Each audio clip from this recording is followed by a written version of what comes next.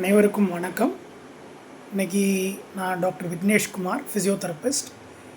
என்னுடைய பேஷன் என்ன அப்படின்னா, இந்த காக்னிட்டிவ் ஃபங்க்ஷனல் தெரப்பி அப்படின்னு ஒரு ட்ரீட்மெண்ட் ஆஸ்திரேலியாவில் ரொம்ப ஃபேமஸாக இருக்குது. இது இப்போ உலக நாடுகளில் அமெரிக்கா, இங்கிலாந்து போன்ற அயல் நாடுகள்லேயும் இது ரொம்ப ஒரு முக்கியமான பங்கு வகிக்கிறது. அதே மாதிரி பெயின் நியூரோ சயின்ஸ் எஜுகேஷன், இது ரெண்டும் தான் முக்கியமான ஒரு ட்ரீட்மெண்ட்டாக.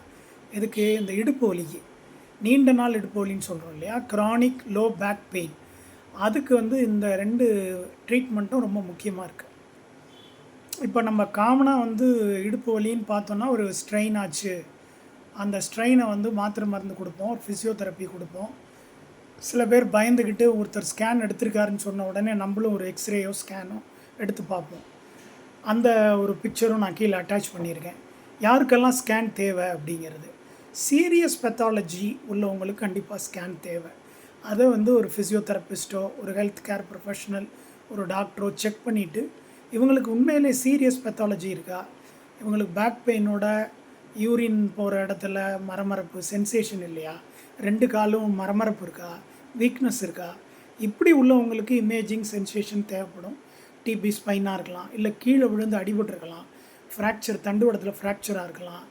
இந்த மாதிரி சில காம்ப்ளிகேஷன்ஸ், ஏதாவது கட்டி தண்டுவடத்தில், இவங்க 1% தான் 100. அதே மாதிரி இந்த டிஸ்க் ப்ரொலாப்ஸ் பல்ஜிங்கிறது பார்த்திங்கன்னா 5-10% தான்.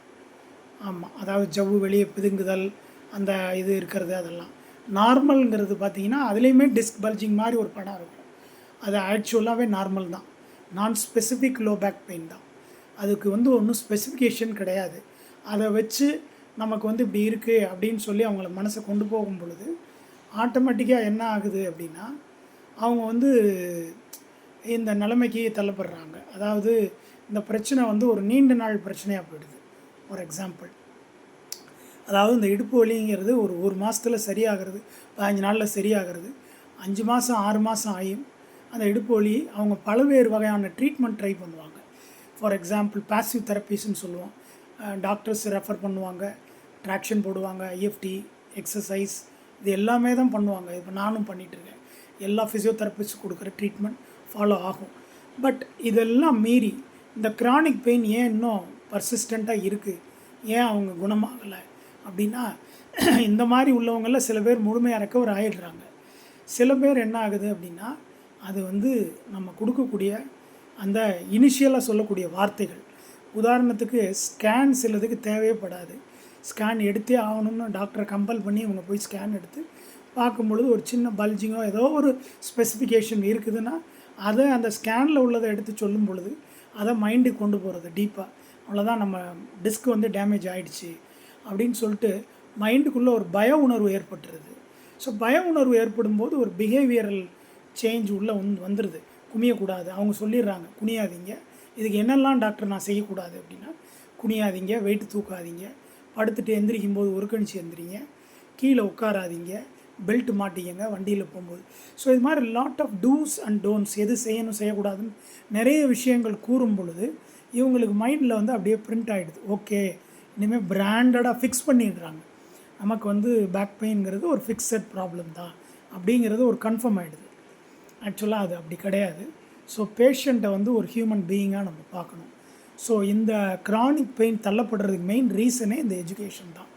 ஸோ இந்த லோ வேல்யூ கேர் கொடுக்கறதுனால மைண்டில் போய் செட் ஆகிடுது. ஸோ எம்ஆர்ஐயோ ஸ்கேனோ எக்ஸ்ரேயோ உங்களுடைய ட்ரீட்மெண்ட்டை டிசைட் பண்ணுறது இல்லை, இது ஃபிக்ஸ் பண்ணுறது இல்லை. ஸோ உங்களுக்கு என்னங்கிறத செக் பண்ணி உங்களுக்கு தகுந்தாற்போல் இது எவ்வளோ நம்ம குனியும் போது நமக்கு ஹர்ட் ஆனால் கூட இட் இஸ் நாட் ஹார்ம்ஃபுல். குனியும் போது வலிச்சதுன்னா அது பயப்படுறதுக்கு இல்லை, ஸ்பைன் ஸ்ட்ரக்சர்ஸ் நல்லது தான் அது குனிகிறப்ப.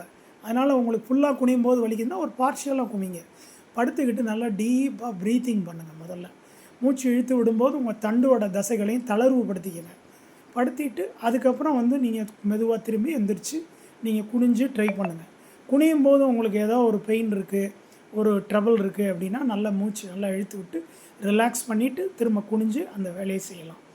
ஸோ இது மாதிரி இது எதுக்கு சொல்கிறோம் அப்படின்னா, ஒருத்தர் சாம்னு ஒருத்தர் வெளிநாட்டிலேருந்து வர்றாரு. இவர் பல்வேறு வகையான இப்போ நான் சொன்ன ட்ரீட்மெண்ட் எல்லாமே எடுத்துட்டார். மதுரையில் போய் கிட்டத்தட்ட ஒரு 10,000 ரூபா கட்டி ஒரு 3 வகையான ட்ரீட்மெண்ட்டை ஒரே நாளில் பண்ணிடுறாரு. வலி சரியாயிடுச்சு சார், இருந்தாலும் வந்திருக்காரு. கீழே குனிங்கன்னு ஒரு சாவியோ பேனாவோ கீழே போட்டால் குனிய மாட்டுறாரு. சரி படுங்கன்னு செக் பண்ணி பார்த்தா அவர் கால் 90 டிகிரி தூக்கம் வரலைங்க. ஸோ இதெல்லாம் செக் பண்ணும்போது இன்னும் அவருக்கு அந்த பய உணர்வுலேருந்து அவர் வெளியே வரல. ஸோ நான் இந்த ப்ரீத்திங் எல்லாம் சொல்லி கொடுத்து நீங்கள் இந்த மாதிரி எக்ஸசைஸ் பண்ணுங்கள், டெய்லி காலையில் மார்னிங் வாக்கிங் போங்க. சார் இதெல்லாம் பண்ணலாமா? நல்லா பண்ணலாம். 3 வேளை உணவையும் கரெக்டாக டயத்துக்கு சாப்பிடுங்க, நல்லா தூங்குங்க, நல்லா எக்ஸசைஸ் பண்ணுங்கள், சந்தோஷமாக இருங்க.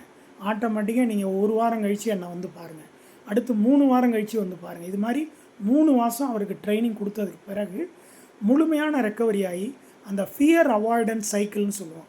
கீழே குனிஞ்சால் வலிக்குதுங்கிற அந்த மென்டல் ஒரு பிஹேவியர், அடமெண்ட் பிஹேவியர், நான் குனிய மாட்டேன் டாக்டர் சொல்லியிருக்காரு, இப்போது நல்லா ஃபுல் ரேஞ்ச் குனிகிறாரு, கால் குனிஞ்சு ஷூஸ் மாட்டிக்கிறாரு, வாக்கிங் போகிறாரு, பிளேயிங் ஷட்டில் காக் பண்ணுறாரு. சிங்கப்பூருக்கு திரும்ப அவர் வேலைக்கே போய் அங்கே போய் ஹோட்டல் சர்வராக ஒர்க் பண்ணுறாரு, கேஷியராக ஒர்க் பண்ணுறாரு. திரும்ப பணியில் ஜாயின் பண்ணி எல்லா வேலையும் செய்ய ஆரம்பிச்சிட்டாரு.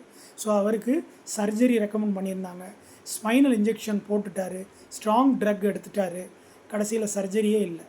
இந்த காக்னிட்டிவ் ஃபங்க்ஷனல் தெரப்பி அப்படிங்கிறது பீட்டர் செலைவான்னு ஒரு ஃபிசியோதெரபிஸ்ட் ஆஸ்திரேலியாவில் இருக்கார், அவரால் கண்டுபிடிக்கப்பட்டது. அதே மாதிரி லோரிமர் மோஸ்லின்னு ஒருத்தர் இருக்கார், அவர் pain neuro science education.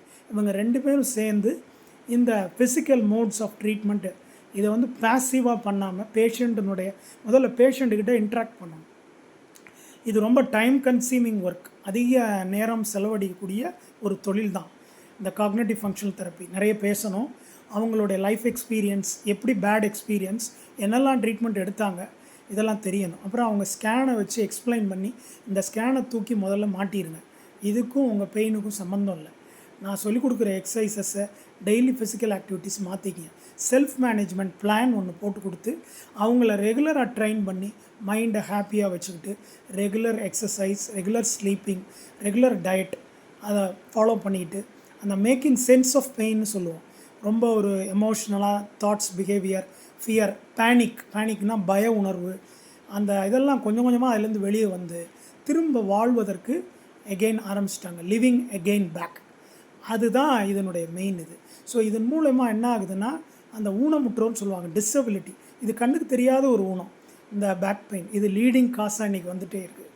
So இதிலேருந்து கம்ப்ளீட்டாக வெளியில் வந்துடலாம். ஸோ டிசபிலிட்டி குறையுது, வலி குறையுது, மனசில் உள்ள distress, so self efficacy will be improved. ஆட்டோமேட்டிக்காக பய உணர்வு குறைஞ்சோடனே நார்மலுக்கு வந்துடுறாங்க. ஸோ இந்த கிரானிக்குங்கிற அந்த விஷியஸ் சைக்கிள்லேருந்து வெளியில் வந்துடுறாங்க அவங்க. ஸோ இதுதான் காக்னிட்டிவ் ஃபங்க்ஷன் தெரப்பியினுடைய முழு செயலாக்கம்.